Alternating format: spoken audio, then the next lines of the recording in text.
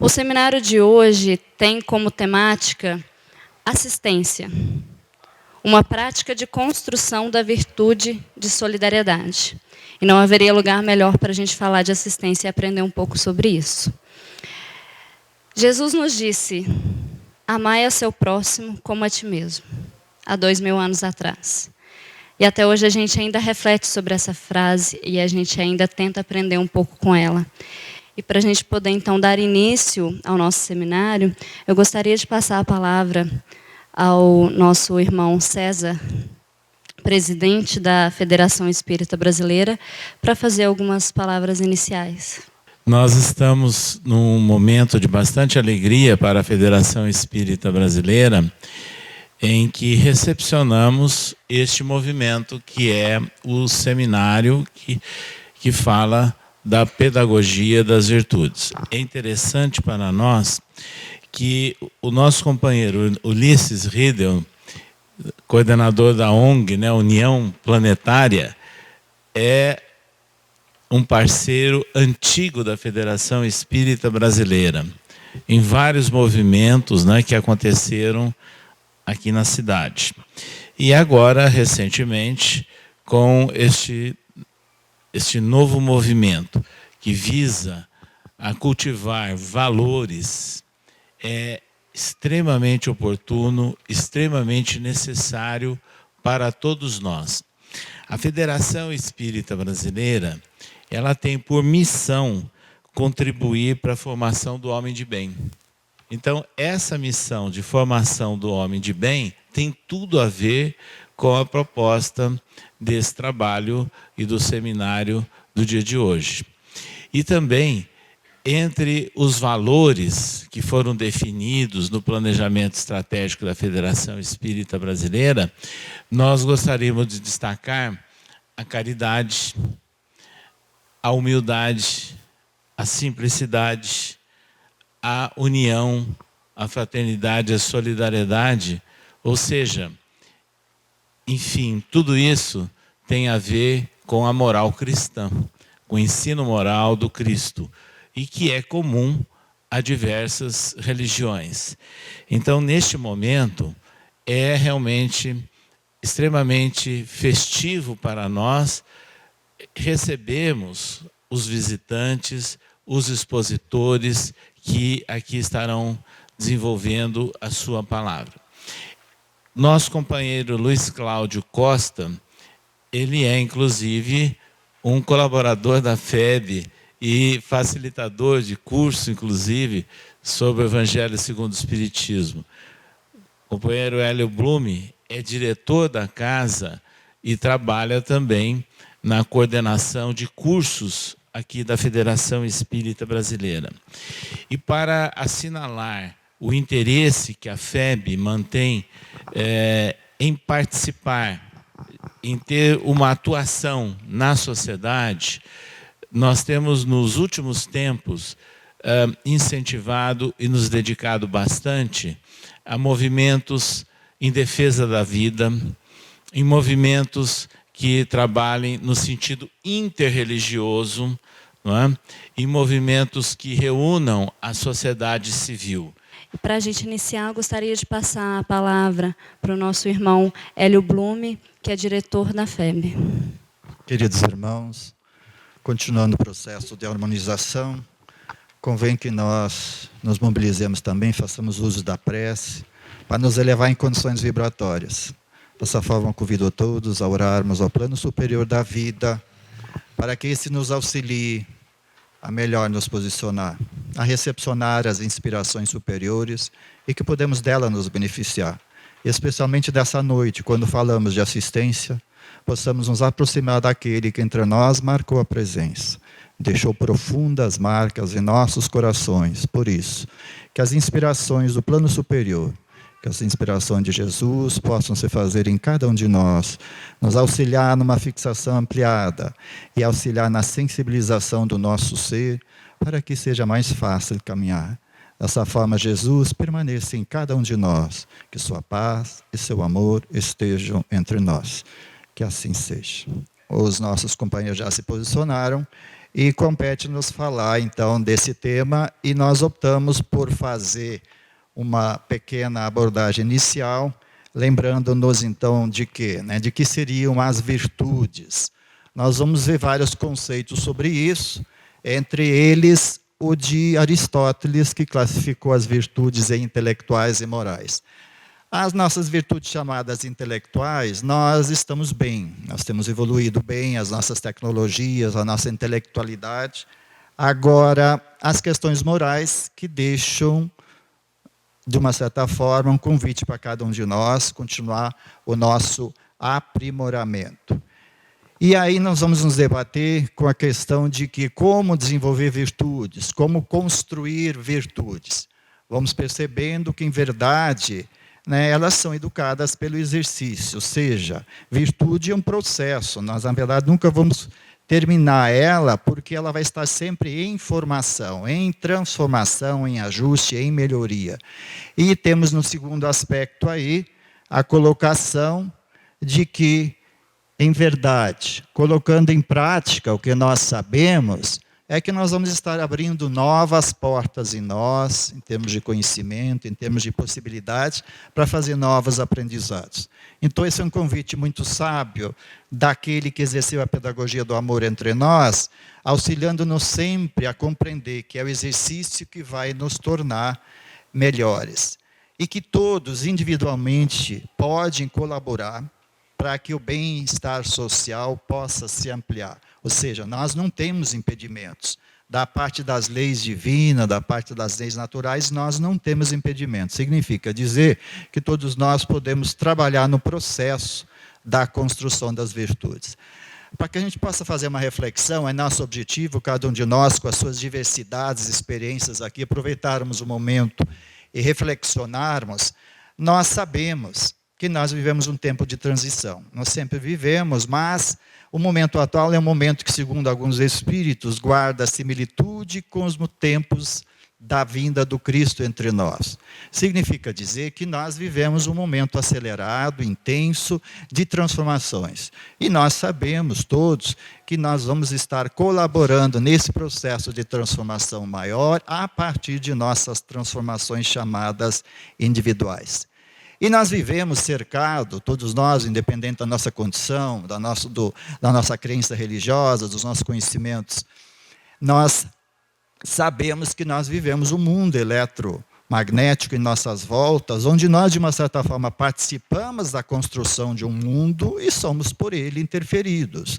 Essa relação, por mais que nós não queiramos, ela existe, e nós vivemos um tempo atual de inspirações chamadas cósmicas e possibilidades, independente do credo religioso, que nos possibilita inserir neste contexto, já não mais como seres individuais, mas como seres que assumem uma posição de seres chamados cósmicos. E, querendo ou não, estamos sempre vivendo em associação de sintonias, de faixa de vibração, sentindo, mentalizando, falando. Nós vamos estar produzindo, trabalhando emoções e produzindo sentimentos. Querendo ou não, vivemos numa constante sintonia entre todas as nossas companhias, no plano encarnado e desencarnado, e que nos convidam à reflexão. No momento onde nós temos uma situação que as estatísticas mostram, onde a maioria dos problemas que nos afetam tem sua origem no desequilíbrio emocional, somos convidados a refletir para, a partir deste equilíbrio, poder trabalhar a questão de melhores sentimentos. Então, vivemos um tempo de intensas transformações, querendo ou não, aceleradamente, independente das nossas posições. Segundo Emmanuel, muito ajuda quem não atrapalha, convida-nos a todos os instantes a nós nos posicionarmos como agentes dessa transformação. E somos, então, pelas questões que são apresentadas. Por exemplo, quando nós analisamos as estatísticas, os seminários, as discussões que universidades, organismos internacionais promovem, elas comentam que os nossos maiores problemas estão nas questões das relações interpessoais. Trazemos aqui uma expressão de um escritor que tem se posicionado, já desencarnado agora, mas se posicionou e é lembrado no mundo inteiro por essa questão de nos lembrar que elas são fundamentais. Ele diz o seguinte: ao lidar com pessoas, lembre-se de que você não está lidando com seres lógicos, e sim com seres emocionais. Nós temos os nossos exemplos, independente do credo religioso, nós temos aqueles que nos alcançaram com seus exemplos e com a sua bondade e conhecimento impulsionaram o desenvolvimento da sociedade humana e continuam impulsionando.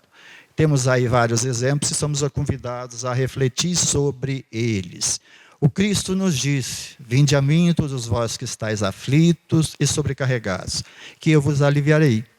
Tomai sobre vós o meu jugo e aprendei comigo, que sou brando e humilde de coração, e achareis repouso para vossas almas, pois é suave o meu jugo e leve o meu fardo. Este é o convite dele, entre outros, né? Independente do credo religioso, nós temos esse convite externados para todos nós. Kardec já falava em assistência, então entrando mais no tema assistência propriamente dito, ele já dizia aqui, coloque em primeira instância o consolo, que é preciso oferecer aos que sofrem, erguer a coragem dos caídos, arrancar um homem de suas paixões, do desespero, do suicídio, detê-lo talvez no limiar do crime. Nós sabemos disso.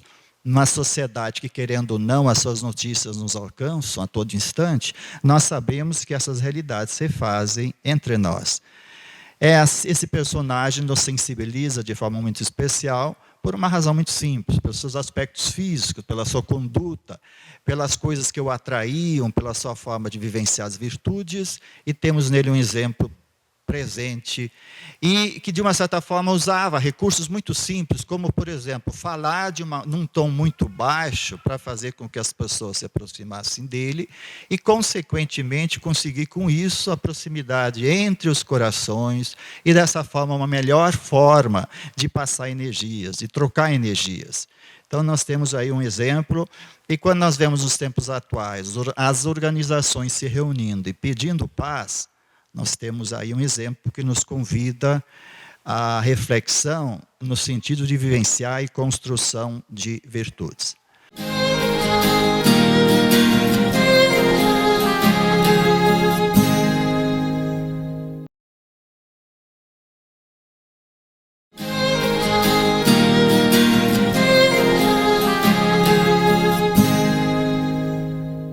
Bom, analisando isso, então, como uma contextualização inicial, nós percebemos que nós temos, então, a oportunidade de servir e construir aonde? Em qualquer lugar.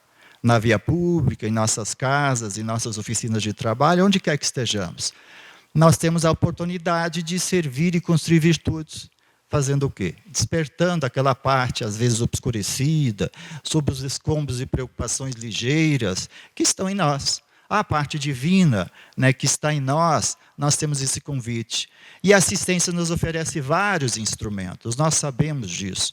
Talvez não tenhamos dado a atenção suficiente, e se nós formos reflexionar, nós vamos perceber que o mundo precisa muito, os nossos irmãos e a nós mesmos, nós precisamos muito fazer com que ela se faça, nas suas diferentes formas e graus entre nós. Somos chamados a refletir sobre isso. E aí vamos detalhar um pouquinho o que nós fizemos aqui dentro dessa casa.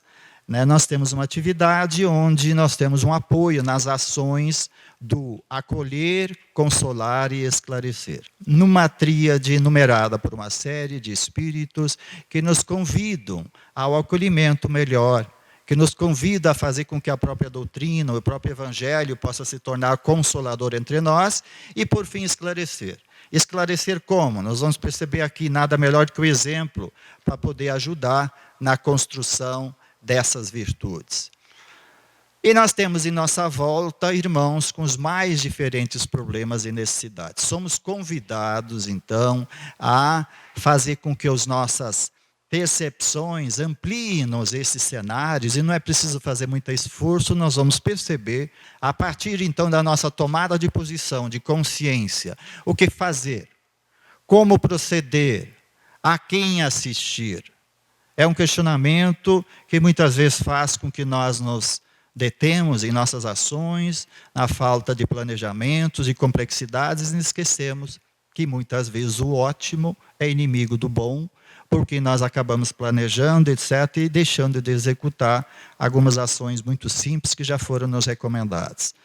Então, na questão do acolher, como acolher? Será que existe uma técnica? Será que o intelecto interfere? Será que os ambientes interferem? Qual é a melhor forma de nós acolhermos os irmãos, de nós nos acolhermos, trabalhadores que somos da causa, né, das nossas organizações? Como proceder? Como melhor acolher? E nós vamos perceber que o melhor é colocar em prática o que nossos exemplos aí nos deixaram e continuam nos inspirando nos tempos atuais. Vem a questão do acolher com atenção. Nos tempos atuais, por circunstâncias de desenvolvimento tecnológico entre nós temos as mídias facilitando a comunicação, mas nem sempre a proximidade, principalmente dos corações. A troca energética, os problemas de depressão, de emoção, começam a se complexar porque nós temos uma situação. Então, redobrar a atenção, para acolher com atenção, com gentileza, aquela gentileza que parece meio fora de moda, né, ela possa ser colocada em prática. Um sorriso terno. Nós sabemos, pelos diferentes relatos, que muitas situações mais drásticas da humanidade foram alteradas por um leve sorriso. Então, somos convidados a refletir sobre isso, sem sinais de cansaço, ou seja, de uma forma amorosa, procurando fazer o quê? Sem repreensão, porque a maioria dos assistidos, com as suas problemáticas, se nós começarmos com a repreensão, nós não vamos chegar na sensibilização. Sem apontar falhas ou defeitos. Nós sabemos que todos os temos. Então, não nos deter em relação a isso. Sem julgamentos, que nós somos tão conduzidos, estimulados a fazer isso por a questão da competitividade que nós vivemos em sociedade, onde parece que para nós termos sucesso é preciso chegar à direção de uma empresa, etc. E nós vamos nos esquecendo de que muitas vezes, em função disso, nós julgamos. Somos convidados a respeitar as limitações, as dificuldades de cada um, pelas razões que colocamos e vamos colocar. A questão do consolar. Sabemos que a religião veio entre nós. Nós temos essas notícias, as experiências vividas dos mensageiros, do próprio Cristo, convidando-nos a quê? Aos aspectos consoladores. E aí nós vamos perceber, né, que nós temos tido consolações. Mas será que na medida justa? E perguntamos-nos, como se consola alguém que nós não conhecemos? Será que nos tempos atuais nós temos tempo para nós conhecer? Será que aquela questão mais simples, né, que já nós ouvemos e que ainda, felizmente, nas cidades do interior existe, de um contato mais próximo, de uma conversa mais amena, não nos está fazendo falta? E nós vamos perceber o quê? Que nós temos, então, que redobrar as nossas atenções em relação àquele que nós buscamos assistir. E nós vamos perceber que nós temos um indivíduo que muitas vezes se acerca de nós, busca as organizações assistenciais com interesse simplesmente pelo aspecto de curiosidade. Temos aqueles outros que vivem sob os pendores da angústia. Temos aqueles que são extremamente desconfiados, em função de experiências vivenciadas, de situações que já enfrentaram. Temos os desanimados, na forma de atendidos, e que nós precisamos, obviamente, prestar atenção nisso. Nós temos aqueles inibidos, que normalmente acabam ficando retraídos, convidando-nos a exercício do melhor no sentido da assistência. Convém-nos uma reflexão também sobre como estes nos enxergam. Como que o atendido costuma nos ver? Fechados? Abertos? Sorriso espontâneo? Estranhos? Será que ele conhece? Será que nós temos intimidade? Às vezes, com os rótulos de indivíduos santos, amáveis entre si ou entre nós, aqueles que assistem, será que tem amabilidade demonstrada? Indiferentes com os outros, detentores de todas as respostas, como salvadores da pátria, ou então, às vezes, como ETs, como indivíduos que fazem uma compreensão diferente e aí, obviamente, são santificados ou então têm essa feição chamada de ET. Numa análise geral, o que desagrada aos assistidos? Nos mostra as diferentes situações que ficar isolado, não ser bem acolhido, não ser recepcionado, não ser incorporado a um grupo, ficar isolado é algo que desagrada. A indiferença tão comum, mas tratada com uma estranha normalidade entre nós, também nos convida a refletir para que nas nossas organizações de assistência, em nossos lares, casas, a gente possa se livrar um pouco desse problema de indiferença. As chamadas conversas longas, como muitas vezes nós não conversamos, em função dos mecanismos de evolução tecnológica, dos WhatsApp, dos e-mails, etc., quando nós temos oportunidade, as nossas conversas se estendem. O discurso muitas vezes caminha para o lado ofensivo, no sentido de nós não termos a concordância do nosso ponto de vista, a falta de cortesia, simpatia e calor humano, mesmo com as educações chamadas formais, que vão nos polindo em termos de educação, nós vamos perceber que nós vamos falar de uma coisa que está além disso, uma coisa que está além, né? Ou seja, não basta nós expressarmos uma palavra amorosa se ela não estiver carregada de uma nogia na mesma proporção. Olhar inadequado, desconfiança ou reprovação, querendo ou não, né, os nossos diferentes situações terrenas vão nos levando a isso. Perguntas inadequadas, uma certa pressão, interrogatório, e que muitas vezes só vai assolar aquele que se faz na forma de necessitado e que nós então desprezamos a oportunidade. Bajulação excessiva, costumamos também às vezes nos ater a isso. Anúncios demasiados, pedidos de contribuição, desorganização, às vezes por várias razões, temos um compromisso com os nossos trabalhos, em função disso nós estamos meio que desorganizados e isso normalmente não agrada aquele que busca assistência. Uma espécie de bagunça, desordem e vê os chamados grupinhos, chamadas panelas, numa certa forma se fazendo, dificultando aquela relação mais simples, franca e espontânea entre nós. Vem a questão de esclarecer. Como esclarecer? Com diferentes coisas publicadas, com tantas filosofias e teorias conhecidas, com nossa intelectualidade esclarecida, nós ainda temos uma certa necessidade de refletir sobre como esclarecer. Nós temos os nossos exemplos. Então, nós utilizamos de uma certa forma isso que nós falamos como roteiro de nossas próprias existências, ou seja, se nós formos acompanhados com os olhares por aqueles que são assistidos por nós, eles encontram correspondência, é uma das questões que somos convidados a refletir. Temos a enumeração de algumas propostas. Então, no sentido de prestar auxílio, no sentido de atender aos princípios da assistência, nos seus aspectos múltiplos, que se estende para acolher, consolar, esclarecer, nós vamos perceber que, obviamente, nós precisamos estar cientes que precisamos fazer um esforço pessoal e que é intransferível. Lembramos-nos de Joana de Ângeles, entre outros, dizendo: é natural que a compreensão de vocês sobre isso já esteja acontecendo.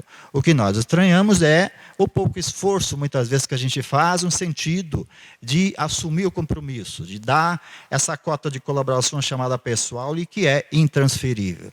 Uma atitude mental positiva.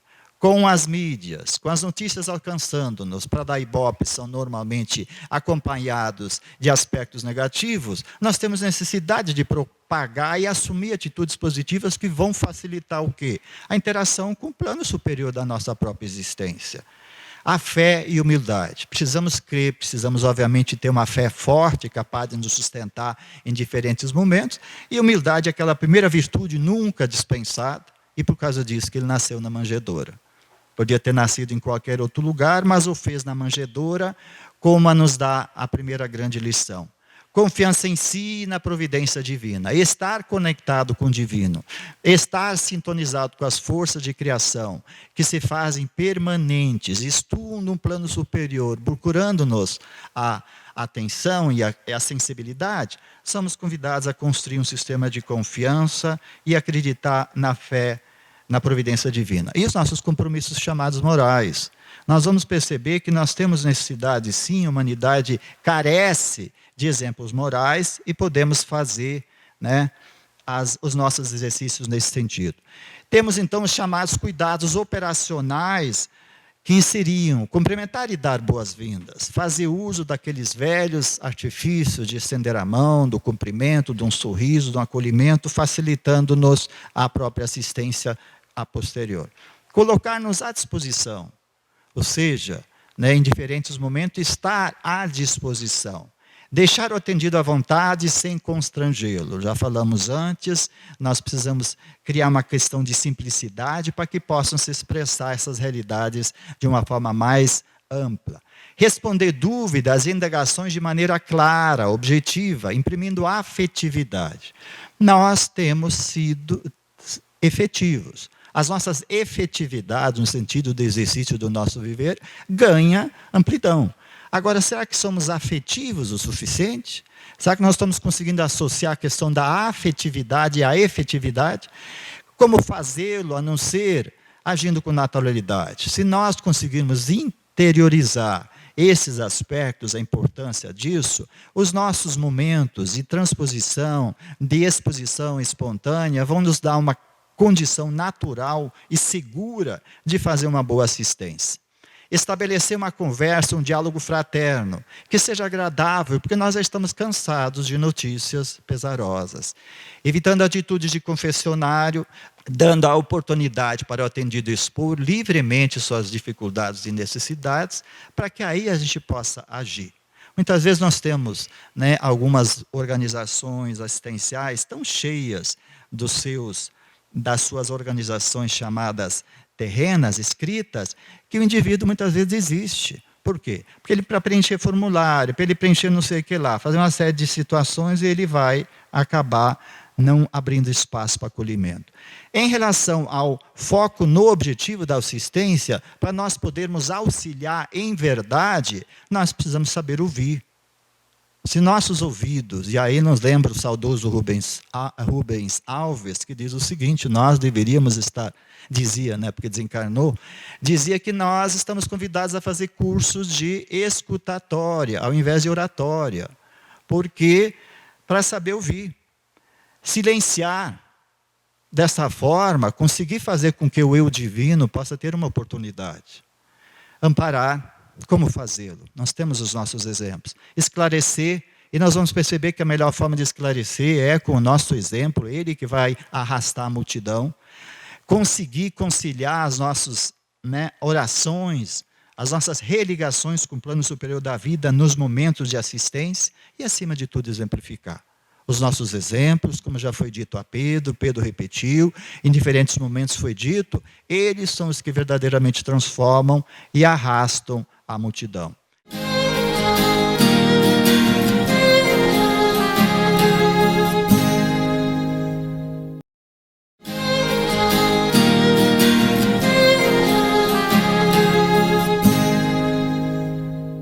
Com foco na atitude, né? Nós precisamos ter bom senso, conseguir discernir, ter uma ideia da amplidão das nossas ações, fazer com que a nossa harmonia emocional possa estar clara, transparente, dar segurança para aqueles que vêm receber, muitas vezes, uma palavra de conforto. Apoiados numa fé, que essa sim, se for bem situada, vai nos dar segurança e ter a disponibilidade, que muitas vezes nós temos as dificuldades com o nosso corre-corre, nós não aparentemente estamos preocupados em estar disponíveis, mas não aparentamos disponibilidade. Boa vontade em relação às situações que se apresentam e sermos perseverantes. As situações, se são inusitadas, as mais diferentes, e se estão sendo crescentes entre nós, se nós temos a Organização Mundial da Saúde, que nos lembra que 84% das doenças estão na esfera da nossa emoção, nós vamos perceber que nós estamos num processo de crescimento ainda e precisamos, então, atentar para a perseverança. Então, requisitos necessários para aquele que quer, né, se atrelar ao trabalho de assistência: serenidade, equilíbrio emocional, segurança, ponderação, paciência. Como fazê-lo? Nós valemos os exemplos da Sueli, que associa esses aspectos que nós já conhecemos, de uma certa forma, a questão da empatia. A questão de sentir mais dentro da nossa alma, sentir de uma forma mais profunda, ou seja, nos sensibilizar. Alguns amigos espirituais nos lembram que, na maioria das vezes, nós andamos como telefones ocupados. E por mais que as suas emanações nos busquem, nós não estamos receptivos. Então, convidados a nos sensibilizar com as diferentes situações para perceber a experiência do outro E não nos enganemos, somos um país que tem essa condição e, consequentemente, a responsabilidade. Temos aí o exemplo último da Copa, que nos mostra que nós temos um jeito todo especial de envolver, de acolher, quando nós estamos conscientes. Sentir com cada pessoa o sofrimento de dificuldades que atravessam, sentir-se solidário. É uma questão de simpatia. Os nossos pesquisas médicas vão nos mostrando que nós produzimos peptídeos chamados simpatinas quando nós somos simpáticos. Então nós vamos percebendo que nós mesmos nos beneficiamos disso. A maioria de nós já aprendeu com essa educação chamada social a ser simpático. Somos polidos socialmente. Mas será que nós somos empáticos? Será que nós estamos conseguindo perceber a importância dessa questão mais ampla e que seria nessa mobilização do amor, como foi dito aqui no momento inicial pela Bianca, se nós não mobilizarmos a condição de amor que temos em nós, como é que nós vamos atingir o coração? E nós sabemos que do intelecto nós cuidamos, por diferentes situações, oportunidades, mas os nossos corações, eles estão com estranhos vazios existenciais e que estamos convidados a preencher. Então nós vamos percebendo que se nós nos convencermos disso, da importância disso, e usarmos isso nas nossas ações, nós vamos conseguir, em cima de questões como eu tenho tempo para ouvir, deixar o assistido à vontade, me coloco à sua disposição. Uma disposição para transcender as limitações do tempo e os próprios conteúdos emocionais, pessoais, evitando que seus princípios e valores interfiram no depoimento de quem fala, ou seja, voltamos ao ouvir. Recomendações práticas, evitar as nossas chamadas opiniões pessoais. Somos muito hábeis nisso, já nos dizia o apóstolo Paulo. Se nós não tivermos cuidado, nós vamos usando toda a nossa condição intelectual e vamos estar lançando mão de uma série de condições e as nossas opiniões pessoais às vezes vão prevalecer. Falar com simplicidade, mais do que nunca, nós temos inúmeros exemplos entre nós que nos convidam a não complexar. Nós temos aí vários exemplos, lembrando-nos que nós temos uma atenção e interesse especial pela complexidade, como se ali estivesse a verdade. E vamos fazendo o que com isso? Vamos, de uma certa forma, complicando o processo de assistência, complexando ele, e a interação das partes, assistente e assistido, neste contexto, se faz o quê? Pouco resolutiva, ou seja, quando nós interagimos com uma situação complexa, nem sempre conseguimos dela oferir o que nós precisamos, ora como assistentes, ora como assistidos. Recuperar o valor da simplicidade, dar uma neutralidade dinâmica, não tomar posição. Pode muitos pensar assim, mas essa é uma situação confortável, ficar em cima do muro, mas reflitamos. Será que muitas vezes uma chamada neutralidade dinâmica não convém a fazer com que a própria resolução do quadro possa acontecer pelas circunstâncias que a providência divina mobiliza? Esclarecer que somente o assistido poderá alterar o seu quadro pela vontade firme de mudanças. Nós podemos dar o nosso exemplo, nós podemos auxiliar, mas nós precisamos da colaboração do firme propósito de mudança daquele que se faz assistido. A análise e a compreensão das causas dos seus problemas possibilitarão a busca das soluções. Capacidade de saber ouvir. Na maioria das vezes o atendido quer simplesmente desabafar.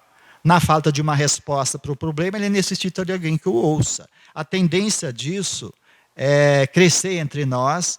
Precisamos, então, de uma habilidade interpessoal, dar-nos conta que temos 2 ouvidos e uma boca, fazer com que o bom tato psicológico em relação a situações onde nós, usando os nossos corações, vamos nos situar bem, e essas mãos, como diria São Francisco de Assis, com as nossas mentes estão lúcidas, iluminadas, os nossos corações estão sintonizados com os bons propósitos, as nossas mãos vão saber o que fazer. Que a gente reflita sobre isso, sobre procurar agir com sabedoria, procurando, obviamente, ser justo e bom com as situações. Tenha certeza que é o propósito de todos nós. Algumas outras propostas colocadas, vivenciadas. Manuel Filomeno de Miranda, nos seus projetos de atendimento, fala-nos em que é necessário aproximarmos-nos, que é preciso estender a mão, que é preciso recolher, amparar, que é preciso soerguer no rumo do bem, é preciso falar do bem, é preciso mostrar o bem, é preciso noticiar ele.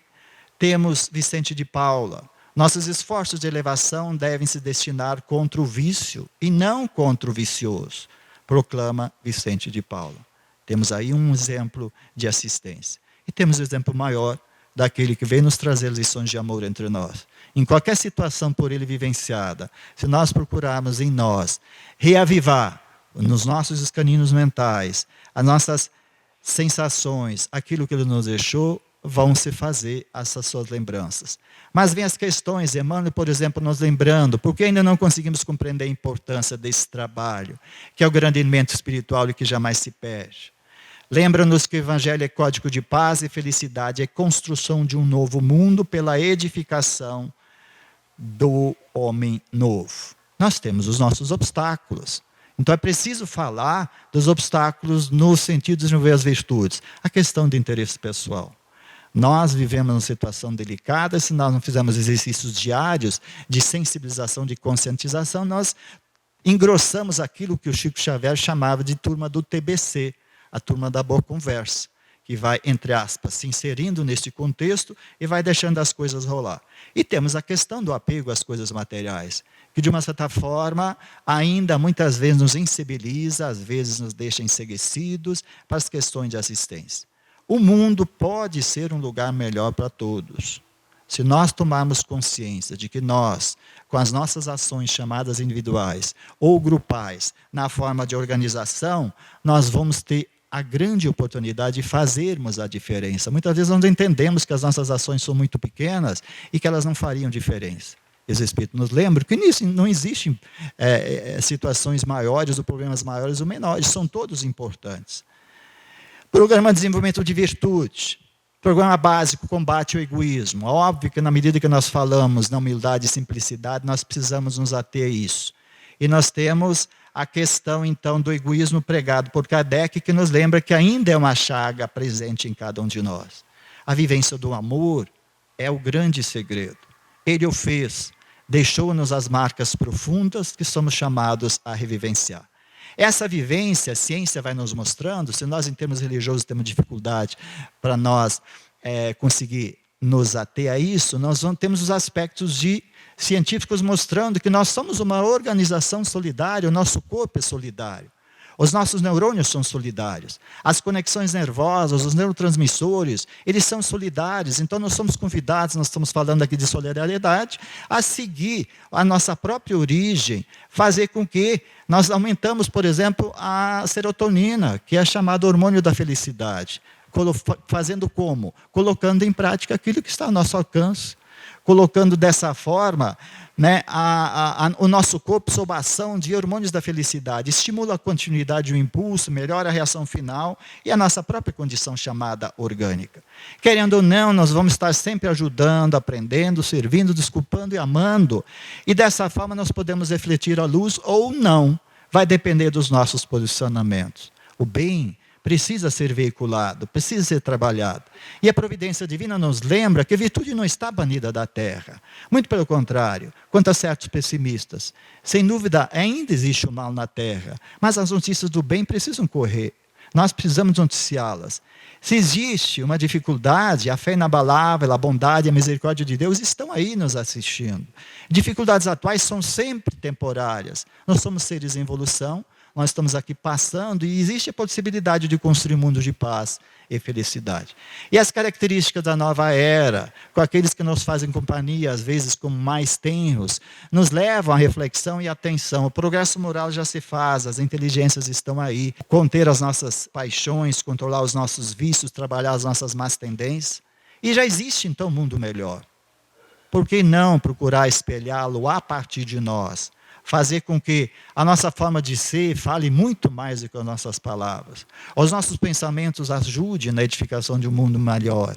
Já existe esse mundo melhor que nós somos convidados, então, a partir de nós, a atrelar a essa chamada consciência cósmica, a providência divina que estua em cada dia com oportunidades renovadas. Ele já nos disse, conhecerei meus discípulos por muito se amarem uns aos outros. Criando um mundo melhor, sem medo, as lágrimas passarão a ser de alegria. As nações vão fazer o quê? Vão deixar de gastar tanto que tem gasto e vão transformar as espadas em arados. Haverá alegria, especialmente em comemoração aos dias de amanhã, então. Nós precisamos da alegria juvenil. Nós precisamos da alegria das crianças. Precisamos noticiá-la. O mundo será de paz, esperança, amor. O impedimento não está na lei, o impedimento não está na nossa organização. Nós temos o universo conspirando a nosso favor, no sentido de nós nos integrarmos e realizarmos a assistência. E são estes os nossos votos.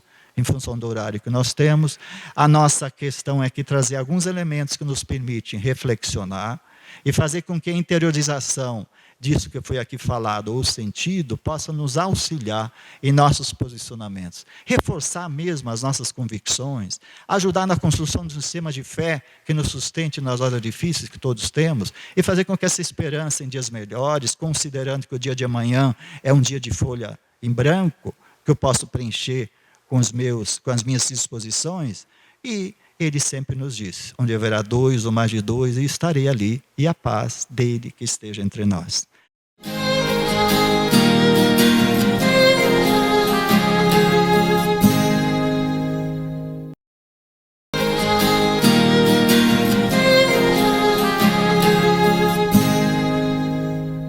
Gostaria agora de passar a fala para o nosso irmão Ulisses Riedel, que é o presidente da ONG União Planetária, que é uma das integrantes do Movimento Pedagogia das Virtudes, atualmente secretária executiva do Movimento Pedagogia das Virtudes. Eu quero, em primeiro lugar, expressar a minha profunda alegria de estar aqui nesse ambiente tão maravilhoso, nessa sede espiritual que faz um trabalho extraordinário pela humanidade, que é a Federação Espírita Brasileira. As primeiras palestras que eu fiz na minha vida, com 18 anos de idade, foram feitas na Federação Espírita de São Paulo. Sinto que é um trabalho extraordinário que os espíritas fazem, e basta ver a maravilha, a profundidade da apresentação feita aqui pelo irmão Hélio. Ele fez uma apresentação tão bela, tão extraordinária, que a gente tem vontade de ficar em silêncio, digerindo tantas coisas, tantas luzes, tanta beleza. Porque a rigor não há mais nada para dizer, depois de tanta profundidade e ao mesmo tempo de tanta abrangência. Mas, como me cabe dizer alguma coisa, eu vou tentar falar alguma coisa sobre outros aspectos, visto que estes que ele abarcou, ele os fez com amplitude total. Eu sempre me lembro de uma poesia que eu aprendi ainda menino, que se intitulava Onde Encontrarei Jesus? E essa poesia dizia assim: andava um dia o menino num campo cheio de luz, perguntando ao sol e à flor onde encontrarei Jesus. Calava-se a flor e o sol mais lindo resplandeceu. Então a voz da consciência serena lhe respondeu: escuta, filho, Jesus, o meigo, o nosso Senhor, está onde existe a paz, está onde existe o amor.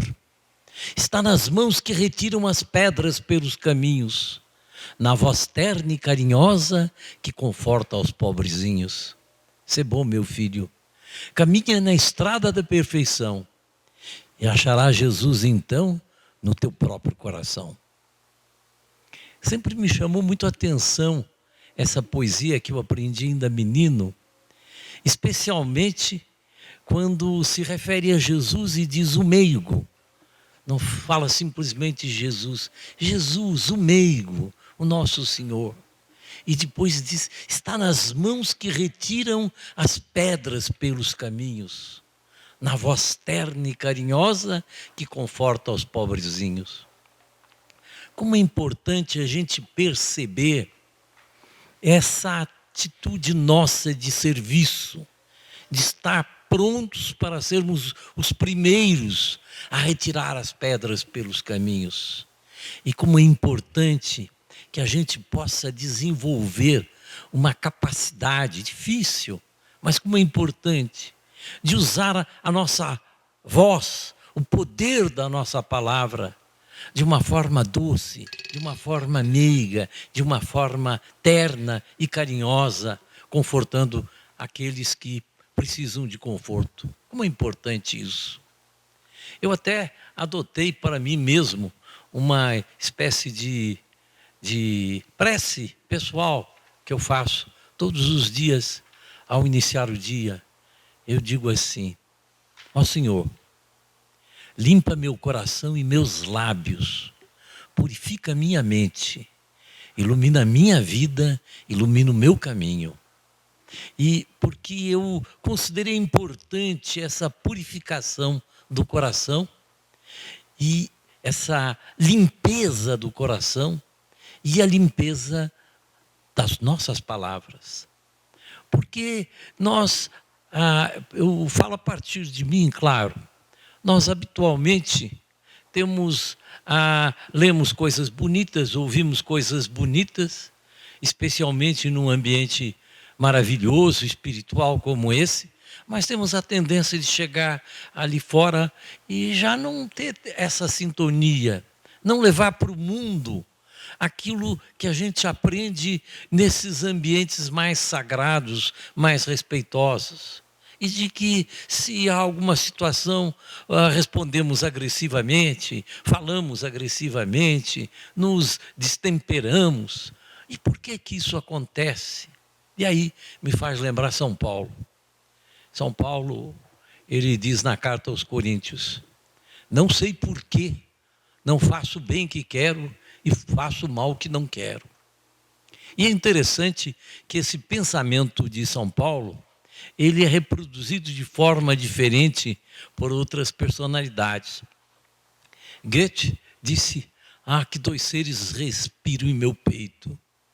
E Olavo Bilac, de uma forma assim, poética e brilhante, ele diz: eu tenho dentro do peito um demônio que ruge e um Deus que chora. Ora, por que São Paulo e essas figuras nos lembram de que às vezes a gente não consegue fazer aquilo que nós sabemos que é preciso fazer? Como? Como vivenciar e tornar verdade tudo isso que acabamos de aprender nessa palavra maravilhosa do nosso irmão Hélio? Como nós podemos fazer isso? Bom, primeiro, eu penso que é preciso estar atento. É preciso a gente acompanhar os nossos pensamentos, acompanhar as nossas emoções e acompanhar os nossos atos. Quer dizer, nós temos que entender, inclusive, quem somos nós. E eu acho que a grande dificuldade que a sociedade humana, que está aí, em conflito, com tantos conflitos, é porque ela não tem ideia, os seres humanos não têm ideia verdadeiramente de quem são e de qual a finalidade da vida. O que é que nós estamos fazendo aqui? Por que nós nascemos? Quem somos nós? E eu acho que na medida em que não existe essa visão, as pessoas acabam vivendo por o prazer efêmero do momento, para valores materiais transitórios que não correspondem à nossa realidade, em busca do poder, em busca do dinheiro, em busca do prazer a qualquer preço, de qualquer maneira, e não tem uma percepção de quem somos nós, qual a razão de ser da existência. E como o mundo não percebe isso, ele fica perdido e não busca esse autoaprimoramento, porque ele nem sabe quem ele é, nem o que é que ele está fazendo aqui. Se nós víssemos um homem, uma pessoa, um ser humano, poderia ser uma mulher, um ser humano, subindo uma montanha com um pesado fardo, e perguntássemos a essa pessoa: onde é que você está indo? Ele dissesse: não sei. Aí você perguntasse a ele: mas você está levando um fardo? O que é que você carrega nesse fardo? Não sei, diria ele. Nós pensaríamos: deve ser um doente mental, uma pessoa que nem sabe para onde está indo ou não se preocupa de ter uma visão clara da sua existência. Mas nós, seres humanos, de uma forma geral, estou falando da humanidade de uma forma geral, vive sem ter a menor percepção do que é que estamos fazendo aqui, quem somos nós. E essa falta dessa percepção de quem somos nós e da finalidade da nossa existência é que nos leva a uma sociedade tão desorientada como a sociedade humana que aí está. E aí eu penso que um dos suportes maiores que nós podemos ter para entender isso está nas religiões. As religiões, com todas as diferenças que existam entre elas, de uma forma geral, numa pesquisa mais profunda e não superficial, nós podemos perceber um pouco de quem somos nós. De uma certa forma, quase todas elas falam, mas com uma mera palavra, que nós somos uma chispa divina, somos uma fagulha divina. Mas se nós olharmos com profundidade, nós vamos verificar que nós somos uma microconsciência divina. Uma microconsciência divina que, como microconsciência, está num processo de evolução. É assim como uma semente. Nós temos uma árvore, imaginemos uma mangueira, nós vemos uma manga, ela em potencial, ela é uma mangueira. Ela é apenas hoje uma manga, um caroço de manga, mas ela tem a potencialidade da mangueira inteira. O que há é um processo que se faz infinito de desenvolvimento e de que ela possa se transformar numa mangueira que produzirão outros frutos e daí outras mais e outras mais. Há um processo evolutivo. E esse processo evolutivo, ele corresponde exatamente ao despertar na matéria, a trazer para a matéria, para o nosso mundo da matéria, os valores espirituais. O nosso processo evolutivo de chegar à imagem e semelhança do Pai, de chegar junto aos pés de Jesus, exatamente a esse processo evolutivo, e essa é a finalidade de nossa vida. Nós existimos para desenvolver virtudes. A finalidade da nossa vida, quando nós chegarmos ao fim da nossa vida, ela terá sido válida se nós aperfeiçoamos as virtudes e não terá sido válida se nós marcamos passo e chegamos ao final da existência tal qual nós nascemos. Nós temos até uma tendência de dizer, não, eu sou assim mesmo. Mas nós dizemos esse eu sou assim mesmo com a nossa personalidade e não com o nosso ser divino, não com aquele ser que está nesse processo evolutivo, está nesse processo de autotransformação, está nesse processo de aprimoramento. E aí eu sinto que é fundamental a gente perceber a razão de ser da existência para a gente perceber a importância do desenvolvimento das virtudes e a importância de construir uma sociedade humana virtuosa. Porque uma sociedade humana virtuosa, ela será uma sociedade de amor, de paz, uma sociedade sem guerras, sem lutas, será uma sociedade de fraternidade como esperamos e confiamos que um dia ela venha a ser. Mas esse processo se faz através da transformação das consciências individuais de cada um de nós. Nós somos uma gota no oceano, mas o oceano é formado de gotas. E depende dessa transformação de cada um de nós nos aprimorarmos nos nossos valores éticos, nos nossos valores humanos, nos nossos valores de fraternidade, de amorosidade a mais absoluta, para que nós possamos cumprir a nossa finalidade da nossa vida, a razão de ser da nossa existência. É assim que eu vejo e eu sinto que isso está em total sintonia com a visão dos irmãos que compõem essa casa.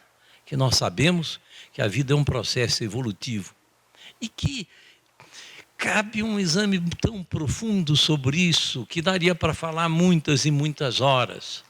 porque a atitude otimista, a atitude positiva, a atitude de crer na vida, a atitude de crer em nós mesmos, a atitude de crer que é um trabalho a ser feito, que nós temos que fazer um trabalho por dentro e por fora.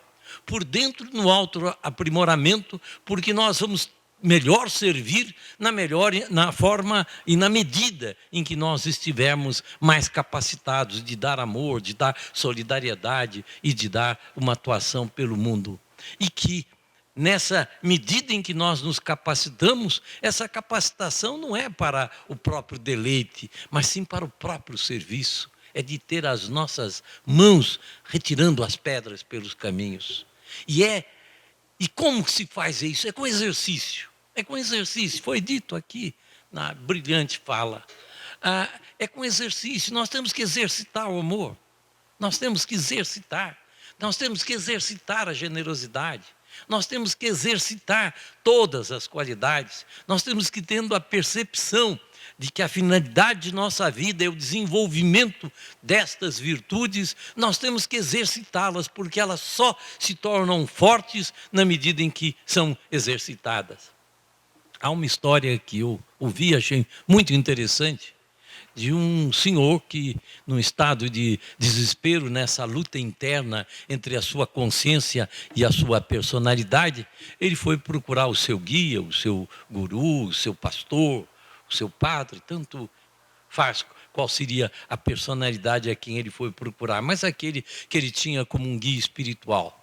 E aí ele disse: eu estou no desespero, porque eu sinto que eu tenho dentro de mim um lobo feroz, que em qualquer situação, na situação mais simples, fica irritado e fica agressivo. Mas eu também sinto que tenho dentro de mim um cão pastor que tem vontade de socorrer as pessoas, de ajudar as pessoas. E eu sinto que eu estou sempre nesse conflito interno, que é o conflito humano, a saga da alma humana.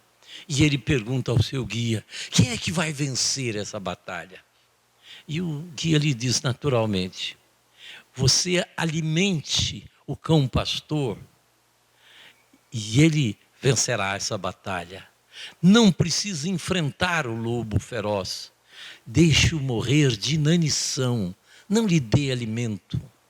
Você alimente a sua natureza interna de amor, de paz, de bondade, de generosidade. Alimente-se com atos, com palavras, com pensamentos. Porque a nossa atuação não se faz apenas com atos, ela se faz com a nossa emoção, se faz com o nosso pensamento, se faz com a nossa intenção de bem servir. E aí eu vejo que é importante a gente perceber que na medida em que a gente faz esse exercício de respeitar as pessoas, de amar as pessoas, de querer bem as pessoas, a gente começa a fazer uma autotransformação. Eu vou até contar uma pequena história pessoal. Claro que eu sou uma pessoa humana cheia de defeitos, e muitos defeitos. Mas uma das coisas que estava me incomodando, estou citando um exemplo banal, mas que para mim teve um significado grande.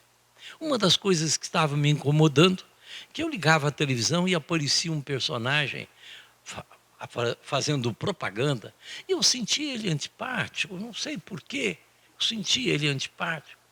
E um dia eu parei e pensei comigo: por que isso? Por que eu vou manter gratuitamente isso? Eu vou fazer diferente, eu vou passar a rezar por ele e pensar nele como meu filho. Ele é meu filho. E eu vou ficar muito feliz de ver o triunfo dele. Vou ficar muito feliz. E comecei a fazer isso. E é interessante como muda. Imediatamente, a natureza é muito pródiga. Poucos dias depois, 2, 3 dias depois, eu quando vi a imagem dele, eu sorria, ficava feliz. Eu digo: que bobagem que eu estava guardando dentro de mim, de uma mágoa tola e sem fundamento, quando nós podemos olhar para as pessoas todas com bons olhos e com bom coração e com bom amor. Agora é preciso exercitar, exercitar e exercitar. E eu, para concluir, eu quero dizer que nesse exercício há uma coisa muito importante, que são as pessoas com quem nós andamos e quem nós tivemos aventura nessa encarnação de onde nascer. Diz-me com quem andas e eu te digo quem és, diz o provérbio, e é verdade. Nós temos que estar no mundo, mas ao mesmo tempo não ser do mundo. Estar no mundo para levar ao mundo esses princípios que nem sempre o mundo consegue entender. Mas ao mesmo tempo nós temos que ter a fortaleza daqueles que são melhores do que nós, que são maiores do que nós e que nos inspiram com suas palavras, nos inspiram com seu pensamento, nos inspiram com seu modo de ser. E aí então eu vejo que se nós adotarmos uma postura como essa, nós podemos perfeitamente trazer uma tranquilidade muito grande para dentro de nós. Porque ao mesmo tempo que nós devemos abraçar os desafios da vida como uma dádiva dada a Deus por nós, como uma dádiva de enfrentar aquele desafio que certamente estaria no nosso karma, ao mesmo tempo nós temos que estar naquela postura de otimismo, de tranquilidade e de paz interior. Não uma paz interior pacífica, ela é dinâmica, é uma paz dinâmica. É a paz dinâmica, é a paz do amor, é a paz da vida, é a paz de ultrapassar o dar amor para ser amor, ser luz. Essa é a missão de todos nós e que certamente o trabalho feito aqui nesta casa ajuda primorosamente o mundo. Mas sinto que nós temos que intensificar muito esse nosso trabalho, essa nossa contribuição individual, esse sentido da responsabilidade individual de cada um de nós para construir esse mundo de paz e de fraternidade universal. Muito obrigado a todos.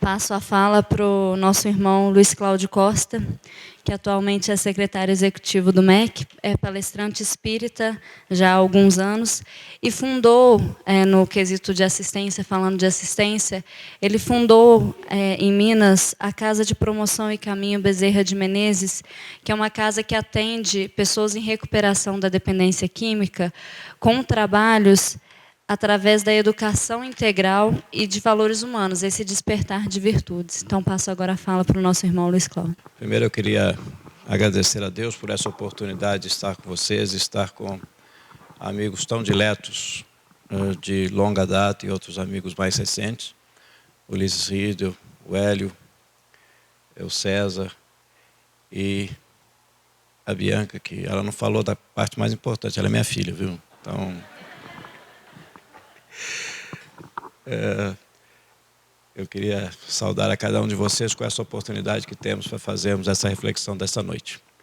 Eu queria dizer que, independente das diferenças das nossas vidas, das nossas histórias, das nossas crenças e das nossas culturas, tem uma coisa que nos une a todos, com certeza.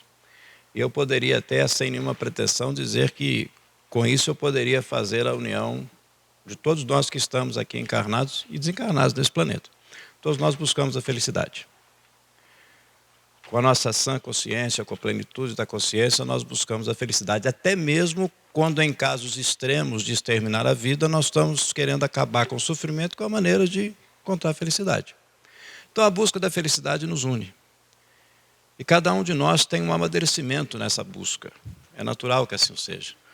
Allan Kardec dizia que a doutrina espírita não vai mudar a humanidade. É o amadurecimento da humanidade, ou seja, das nossas experiências no entendimento do que é a felicidade, é que vai nos levar a essa transformação. Não é? E com essa transformação, nós precisamos ter os instrumentos. Aí cada um de nós vai ter o seu instrumento. Francisco de Assis teve o instrumento dele. Teresa de Calcutá teve o dela. Gandhi teve o dele. Chico Xavier teve o dele. Não é? Cada um são instrumentos distintos, mas o objetivo nos une. Sobre a assistência e a caridade não foram inventadas pelo cristianismo. Nós já tínhamos isso muito anteriormente ao cristianismo, claro. Nós tínhamos assistência principalmente aos viajantes, né? As pessoas se preocupavam naquela época que uma viagem demorava semanas e semanas para você cobrir alguns quilômetros, você tinha que dar assistência àquele viajante. Você tinha na Roma Antiga, na Grécia, distribuição de trigo em períodos de dificuldades para poder saciar a fome. Ou seja, o ser humano ele vai se dividindo nesse ego, que é uma busca da felicidade, que alguns chamam de acumulação primitiva de capital, quer dizer, eu preciso ter a maior quantidade de bens possível para me ser feliz. É um caminho que nós trilhamos no passado. E não há que se estranhar que tenha sido assim não, e que ainda existe isso hoje. Não é? É natural, cada um de nós, no nosso estado evolutivo, o que é felicidade? Então, nessa busca da felicidade, eu quero acumular, eu quero ter, eu quero possuir, não é? Para que eu tenha essa felicidade. E eu até acho, e digo isso com muita convicção, que se nós acharmos que esse caminho fosse correto, e se ele der certo, nós tínhamos que seguir nele. Só que nós já testamos e vimos que não dá. Não é? Foi uma tentativa e erro, foi experiência e erro, e eu acho que a humanidade viu, olha, tá bem, buscamos esse caminho, e nós sabemos que ele não nos deu a resposta que foi falada aqui várias vezes sobre o sentido da vida. Não é? Qual é o sentido da vida? Então, tá bem, buscamos a felicidade dessa forma, não nos preencheu. Não é? Foi um caminho que nós buscamos. E hoje nós estamos aqui querendo fazer essa busca e tentando entender como é que nós vivemos nesse mundo, onde nós temos um mundo de contradições, porque nós precisamos estar nele. Eu acho que a grande beleza de Jesus, né, e São Paulo fala isso em Romanos 12, São Paulo diz assim, olha, não vos conformeis com esse mundo, mas transformai, mas viva nesse mundo, o mundo é esse. Nós estamos aqui nesse mundo, né? É o mecanismo que nós temos, quer dizer, agora nós precisamos transformá-lo, e transformar, e ele continua, transformai-o pela renovação do vosso espírito. Ou seja, começa por uma transformação pessoal, por um amadurecimento. É o que nós falamos, esse amadurecimento, que cada um de nós possui em etapas distintas. Por isso que é importante nós olharmos para os mestres, mas tê-los como modelo e guia, né? Modelo, guia. Porque muitas vezes nós queremos imitar com o grau de amadurecimento que a gente tem, não dá. Como modelo e guia, sim, porque aí você sabe qual o caminho é esse aqui. Eu sei a estrada que eu tenho que estar para mim chegar lá. Mas eu não posso fazer uma transposição do meu amadurecimento para o amadurecimento daquele ser que já passou por todas essas experiências. Então, por isso que a resposta belíssima que a doutrina espírita nos dá sobre Jesus, a pergunta de Kardec, que é de uma beleza imensa, que não induz a nada, né? Ele simplesmente pergunta com completa abertura quem é aquele que deve servir para modelo e guia da humanidade. E nós temos a resposta: Jesus. Né? Então, se a assistência não foi inventada, e nós sabemos disso, né, por Jesus, e eu quero falar agora sobre assistência no outro contexto, até mesmo no desenvolvimento social, nas políticas dos países do mundo. No Brasil, por exemplo, a assistência começa a entrar de uma forma mais clara a partir de 1930, né? Quando nós temos assistência refletida, repensada nas suas diversas partes na área do trabalho. O Brasil, que em 1536 por aí tem um hospital de assistência, a Santa Casa de Misericórdia. O que era isso? É para assistir os necessitados. Por isso que se chama, muitas delas ainda trazem esses nomes, né? Ou seja, eu vou assistir os doentes. Até ali. Mas havia um equívoco no mundo no passado, e muitas vezes ainda temos esse equívoco, é que a necessidade, principalmente a pobreza, a miséria, ou mesmo a doença no tempo de Jesus, os leprosos, era a culpa daquele que estava naquela situação. Ou seja, se você é pobre, se você é miserável, se você tem necessidade, a culpa é sua, porque eu venci na vida, eu fiz, eu me esforcei. Isso ainda existe, não é? Isso começou a mudar muito, e principalmente a partir de Jesus, né? Jesus, ele dá um recorte muito profundo nisso. A época dele, os mais excluídos, os mais necessitados eram os leprosos, que eram inclusive retirados do livro da vida. Ele diz assim, não, vai lá e escreve seu nome de novo no livro da vida. Ele começa a dar dignidade a essas pessoas que precisavam de ser amparadas, eram os excluídos. Ou seja, é um tipo de assistência que faz a toda uma cultura, né, ser levada à reflexão. Porque é muito mais do que simplesmente dar o alimento a quem necessitava. Ele nos propõe uma profunda reflexão sobre a exclusão que havia naquela época. Então, aí é uma transformação cultural, muito mais do que individual.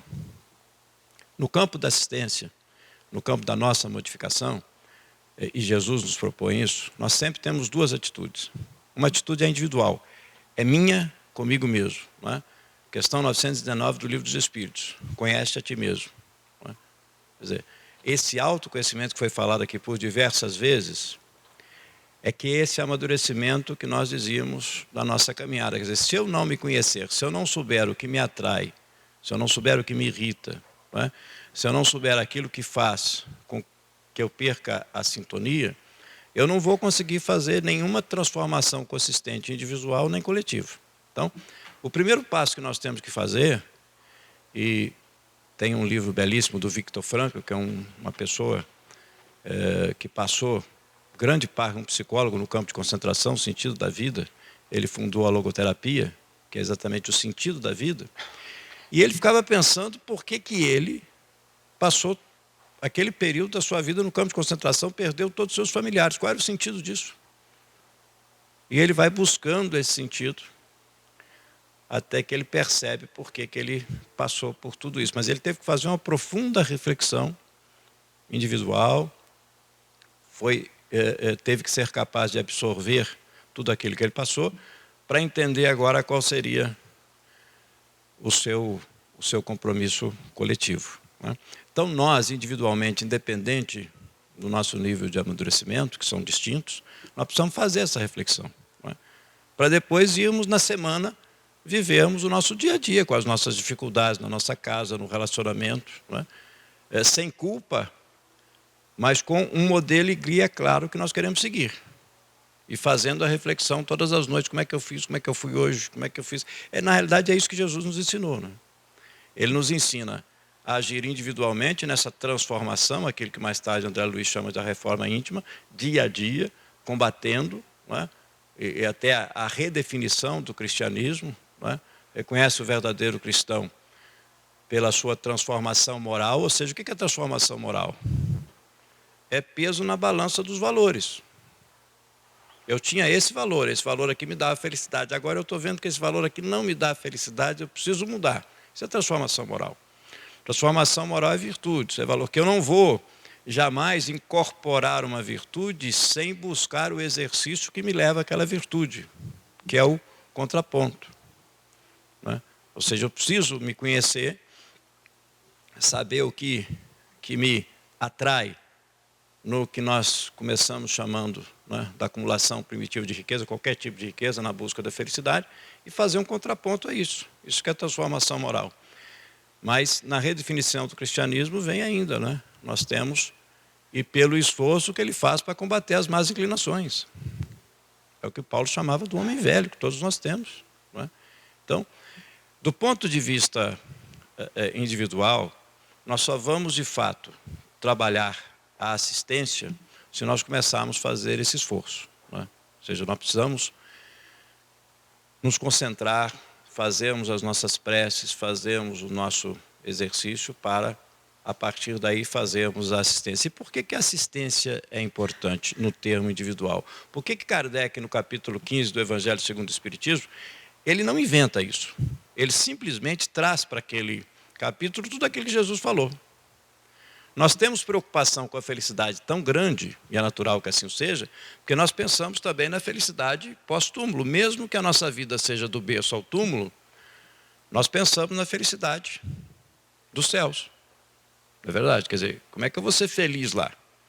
Nós somos capazes de vermos em um desvirtuamento de algumas religiões, porque não é verdade que essas religiões preguem o ódio. Quem leu o Alcorão vai ver uma religião belíssima, de amor, de fé, de serviço, de caridade. Não é? Se nós lermos o Bhagavad Gita, nós vamos ver uma luta incrível do Arjuna na transformação pessoal e depois para assistência coletiva. Quando nós vamos buscar, em qualquer religião, nós vamos ver toda essa busca do amor. Mas muitas vezes nós vemos pessoas deturpando religiões e dizendo, olha, se você fizer esse ato, você vai receber uma vida de felicidade nos céus, você vai ser recepcionado por virgens que vão lhe estar à sua disposição. Ou seja, o que nós estamos querendo fazer com isso? Isso acontece em todas as escolas. No cristianismo nós já tivemos isso, nós tínhamos as vendas de indulgências, né? Se você fizer essa doação, você fizer essa atitude, você vai ser feliz. Ou seja, uma busca de felicidade na etapa posterior da nossa vida, né? Então, independente da nossa corrente religiosa, nós temos também essa busca de felicidade futura. Aí Jesus responde isso, né? Porque Jesus, no capítulo 15, Kardec abre com isso. Ele diz assim, olha, você sabe como é que você vai ser julgado? Vai ser muito simples. Ele vai colocar uns à esquerda e outros à direita. Vai perguntar, peraí, o que você fez? Você matou a fome de quem estava com fome, você deu de beber a quem estava com sede, você deu agasalho, tá bem, então você vai para cá. Você não fez isso, não, você vai para cá. Ele não perguntou à corrente religiosa, a fé, o que fazia, nada. Ele perguntou o seguinte, você foi capaz de entender que servir é parte de uma felicidade, de uma transformação pessoal? Depois, no mesmo capítulo, ele coloca de novo palavras de Jesus, independente da corrente religiosa de qualquer um, não é? Ele traz a parábola do bom samaritano. O que é a parábola do bom samaritano? O único que não tem identidade na parábola do bom samaritano é o assistido. O resto tudo é identificado, não é? E é interessante que ele faz. Um homem descia de Jerusalém para Jericó, quer dizer, a cidade templária, para a cidade do comércio, é a nossa vida. Tem hora que você está no templo, tem hora que você está com as boas inclinações, tem hora que você está no nosso dia a dia, e como é que eu faço? Eu consigo parar a minha jornada para assistir alguém que eu não conheço, alguém que talvez a prudência me dissesse para não atender, não é? Eu consigo fazer isso, não é? Eu consigo ter esse cuidado, é isso, essa é assistência. Então ele define isso com muita clareza. Então é por isso que Kardec coloca, repetindo, né, ou nos reorientando sobre as propostas de Jesus, que fora da caridade não tem salvação. Por quê? Ele está falando, qual salvação que ele está dizendo? Que salvação é essa? Quer dizer que se nós fizermos caridade, nós vamos ficar salvos no mundo espiritual, na ociosidade? De maneira alguma. Não vai ter salvação do nosso equívoco na busca da felicidade equivocada. Quer dizer, a prática de esvaziar o nosso ego é pela caridade. Porque nós estamos ofertando a coisa mais preciosa que nós temos, que se chama tempo, para servir ao próximo. Quando nós adoramos, usar o tempo para nos servir. Natural que seja assim, né? No nosso processo evolutivo. Nós usamos o tempo para quê? Para atender às nossas necessidades. Quando nós vamos nos despertando, aí nós começamos a servir. Por isso que ele diz, olha, você tem que fazer essa prática. No início é difícil, porque você vai ter que trocar, né? É a balança, é os valores, você vai ter que trocar. E aí a gente começa praticando. Até que pelo nosso amadurecimento nós vamos verificar que esse é o sentido da vida. Aí são as pessoas que descobrem isso completamente, o maior de todos, Jesus, que diz, eu não vim para ser servido, eu vim para servir. Não é? Que em um determinado momento ele nos dá exemplos práticos, né, disso tudo. Mas isso é um processo. Nós precisamos entender isso como um processo. Agora, entender isso como um processo significa estarmos decididamente nessa estrada e nesse caminho com as contradições que o mundo tem. Então, vamos fazer uma reflexão do ponto de vista coletivo. Do ponto de vista coletivo, qual é a virtude que o mundo mais aprecia? Qual a virtude que o Brasil mais aprecia? Qual a virtude que é mais valorizada no mundo?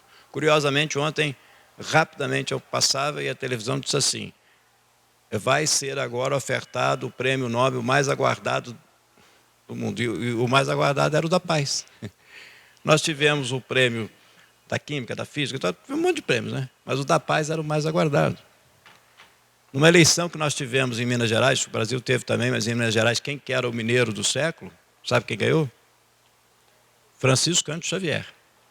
Por que ele ganhou? Concorrendo com personalidades fantásticas, que fizeram transformações no mundo incrível. Qual é o santo da Igreja Católica que é mais querido do mundo inteiro? Não me respondam que é Santo Antônio, que eu vou achar que vocês são casamenteiras. Não é isso. É São Francisco de Assis. Viveu 42 anos. Milagres pouquíssimos. Mas sabe o que ele fez? Dedicou a vida ao outro. Por que Madre Teresa de Calcutá, irmã Dulce? Porque nós, no íntimo, sabemos aonde está a luz. Nós sabemos que é por ali.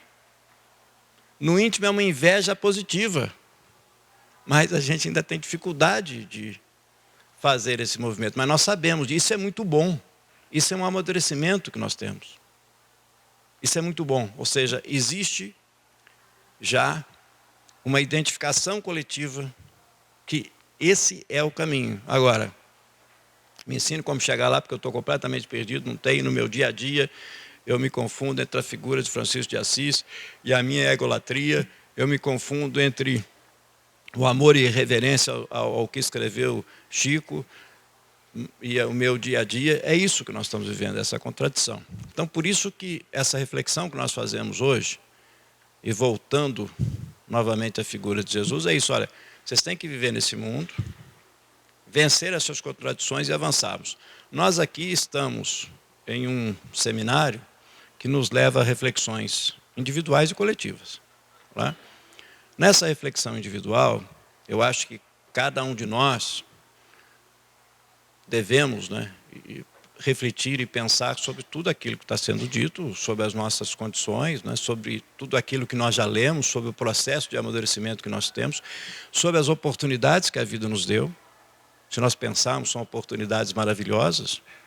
Pensar sobre os nossos sofrimentos, perguntar por que nós sofremos. E a Ruda Bacon, que viveu no campo de concentração junto com Viktor Frankl, ele pensava que depois que ele conseguiu sobreviver ao campo de concentração, ele achava que ele ia escrever livro, ficar famoso, ganhar o Prêmio Nobel da Paz. E ficou numa dúvida imensa, né? Porque tudo aquilo que ele viveu era uma experiência muito grande. Até que ele descobre que, não, tudo que eu passei, o meu sofrimento, só tem sentido para que o outro sofra menos, para amenizar o sofrimento do próximo. Então, é uma descoberta. A nossa experiência de vida, e se nós estamos aqui hoje, tem uma razão de ser. Sem julgamento algum, muitos não viriam aqui e não virão por outras razões, porque estão buscando, como nós já buscamos e ainda continuamos buscando, muitas vezes até, com o grau de conhecimento que nós temos muito mais, não é? Responsabilidade do que outros, cada um está buscando. Mas se nós estamos aqui juntos, tem uma razão. Então nós precisamos refletir sobre nossa história, nós precisamos refletir sobre as nossas experiências, nós precisamos refletir sobre as nossas oportunidades, nós precisamos refletir como é que está o nosso convívio com o próximo, né? Que Jesus responde quem é o próximo, mas nós às vezes temos dificuldade de entender quem é o próximo. E com as próprias oportunidades de vida fica muito fácil saber quem é o próximo, né? Se nós olharmos na nossa família, se nós olharmos nas nossas relações, nós vamos saber quem é o próximo com o qual. E ele dizia isso, né? Procura reconciliar com o seu irmão enquanto está com ele na caminhada. E às vezes é onde nós temos mais dificuldade, nós perdemos as oportunidades. Não é? Então essas reflexões são de fundamental importância para que nós possamos fazer um pouco dessa pedagogia das virtudes. Né? É a virtude que me faz ceder algo que eu não gostaria de ceder, não é? Mas não é por um conformismo, não é por um oportunismo, é por um desejo sincero de transformação. Não é? Conviver com quem eu tenho dificuldade de conviver, me calar quando eu gostaria de falar um pouco, é difícil demais, né? É muito difícil. Né? A aula prática que Jesus veio dar atrapalhou tudo, né? Porque antes era só aula teórica, era bom, né? A gente lia, achava maravilhoso, mas não fazia. Ele falou, não, tem que fazer. Tem que fazer aqui, é prático. Né? Por isso que Kardec traz isso tudo, é prático, é aula prática, não adianta. A teoria é belíssima, nós adoramos, todos nós. Mas, na prática, ele ensinou, quando eles inclusive tentaram, né? Eles perguntaram, mas quem é o próximo? Que é a grande dúvida, né? Aí ele conta a história do bom samaritano. O próximo é aquele que está do seu lado, na sua jornada, na sua caminhada, entre o templo e o trabalho, está ali. Na família, fora dela, do lado, não é? Necessitando de reconciliação e consideração. Então, nesse ponto de vista individual, é o que nós todos precisamos de fazer, é o que nós somos chamados a fazer. Não é? Do ponto de vista coletivo, aí talvez seja mais difícil, não é? Porque é curioso, né? Se nós individualmente sabemos que esse valor, e valoramos de fato, né, isso, esse valor da assistência, do amor ao próximo, da dedicação ao próximo, por que nenhum país do mundo até hoje tomou isso como opção? Por que nós não demos escala nisso? Por que nós não conseguimos fazer isso ainda? Essa é a grande dificuldade, não é? O Cristo, com certeza, é a pessoa mais biografada do mundo, é o mais amado do mundo, né, com respeito a todas as outras religiões. E as outras religiões têm símbolos também maravilhosos, têm pessoas, têm personalidades maravilhosas. Se nós sabemos isso, por que nós não? Por causa dessa dificuldade coletiva, né? Então, aí no coletivo, o que nós precisamos fazer como sociedade? Primeiro, nós precisamos lutar de fato, né? Nós só somos transformados ou somos convidados a um processo de transformação para transformar. Nós não somos transformados para ficar no templo ou na reflexão individual. Jesus ficava muito pouco tempo no templo, não é? Ele saía. Ou seja, se nós conseguirmos, como sociedade, colocar valores, não são valores que se confundem com moralismo, né? Porque isso é uma outra preocupação. Jesus nunca, ele sequer resvalava pelo lado do moralismo. As grandes questões moralistas que nós discutimos hoje, ele sequer passava perto. Jesus falava de valores sólidos, né? É muito mais fácil ter valores morais do que valores absolutos, porque valor moral é cultural. Isso eu não aceito, isso eu não acredito. Valor moral muitas vezes serve para exclusão. O valor absoluto é para amar. É para amar. E aí não passa a não ter restrição, você passa a entender, né? Não significa que você concorde com aquilo que é feito, mas você passa a ter um valor completamente diferente. Então, se nós fizermos a reflexão por que a sociedade não fez, é porque nós precisamos agora fazer uma transformação para que esses valores, de fato, sejam refletidos.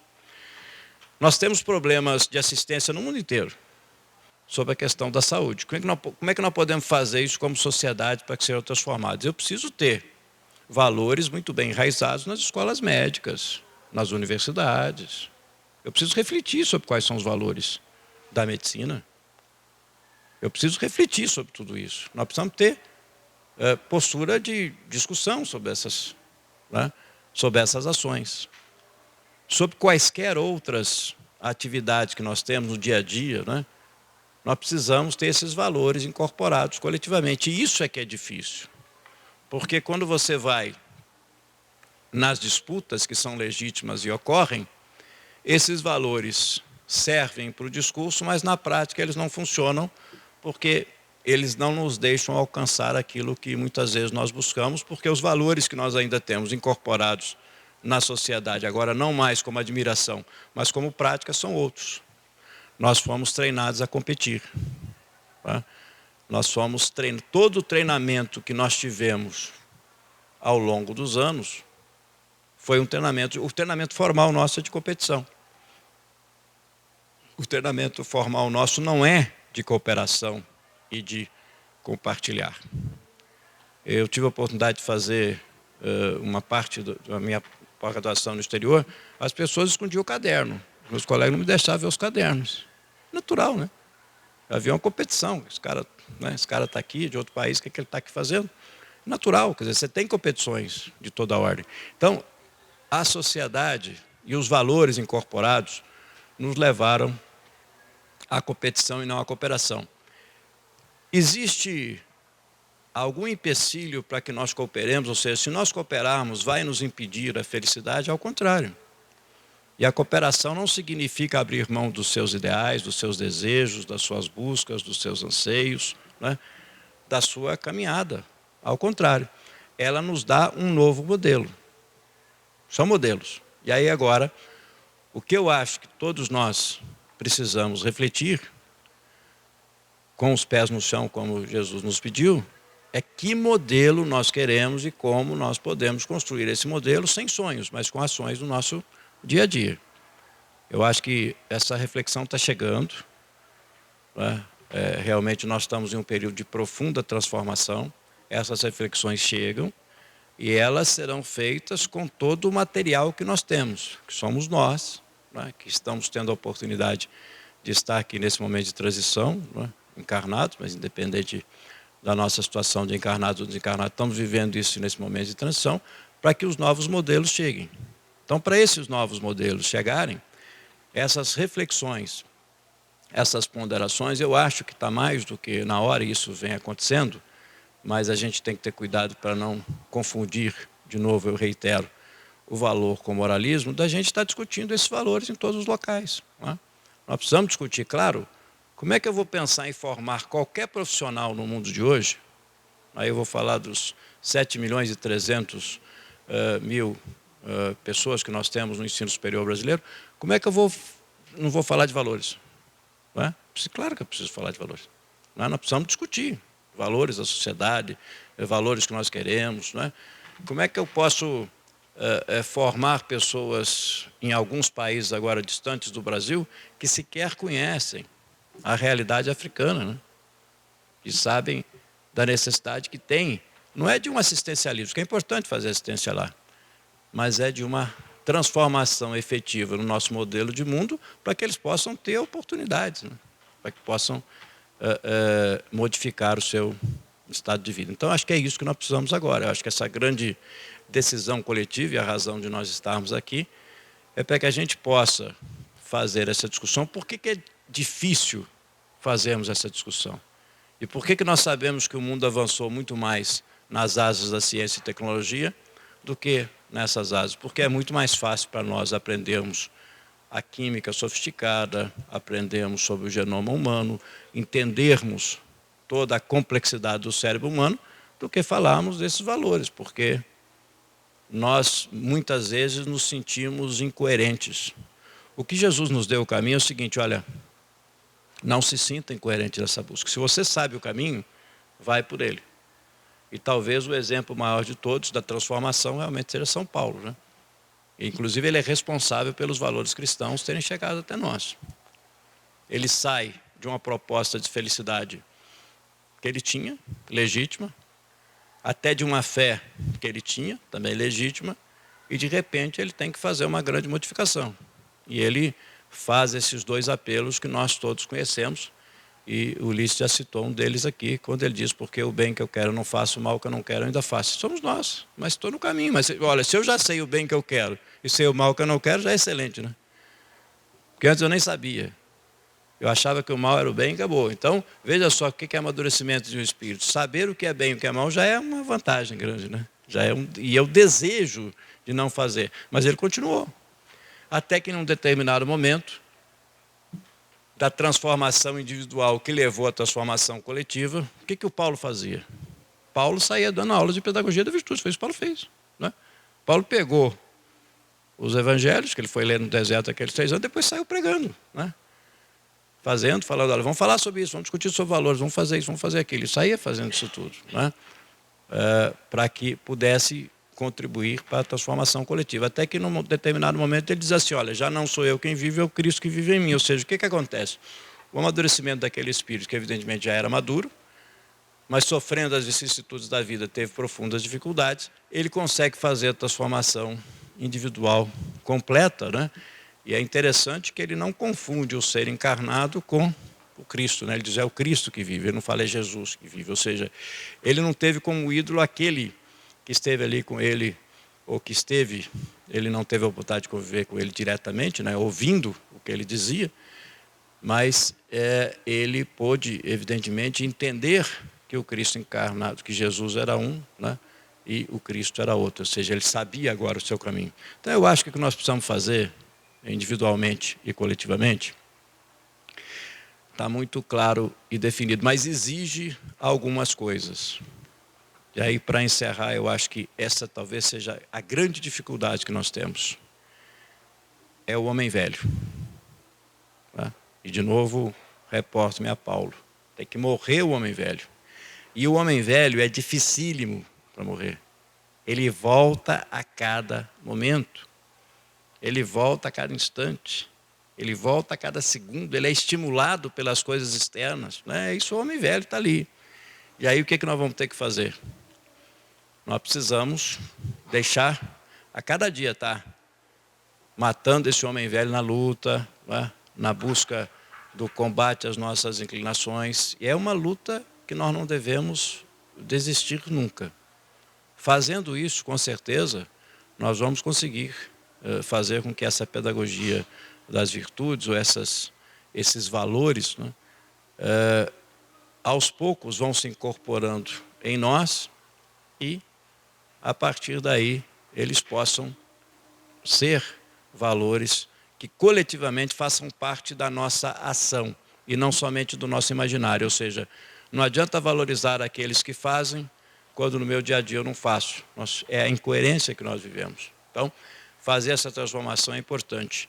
E, na realidade, tudo isso é comportamento. Por isso que Paulo, nos Coríntios 13, quando ele faz a mais bela poesia do amor, se vocês observarem o que Paulo fala, quando ele fala que ainda que eu falasse a língua dos homens e dos anjos, mas se eu não tivesse amor, ou caridade, não importa, né? Eu nada seria. Depois ele fala assim, o amor não é invejoso. O que é invejoso? Inveja é comportamento. O amor não deseja mal. O amor, olha só o que ele fala, não olha seus próprios interesses. É o que a gente mais faz.